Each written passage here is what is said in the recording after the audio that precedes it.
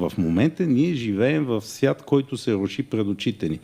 Първото нещо, което е за жалост много неприятно ще ни се случи, е да ни набутат в капана евро, което ни прави тежко зависими и ще обеднем.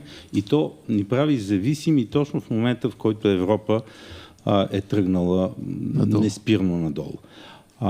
Но това, което вече със сигурност се вижда, че ще се случи, е разделянето на света на няколко валутни и технологични зони. Дай да ги нарисуваме. Руска и китайска? Не. Китай си е отделно, Америка е отделно, Русия все още не е успяла да я направи, но може би ще го направи. Ама китайско-руската няма ли да се съчетаят? Не. Те са си отделни.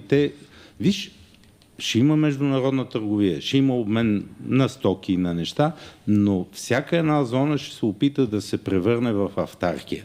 Тоест тя да се самозадоволява в основните неща, да е самодостатъчна като пазар, като хора,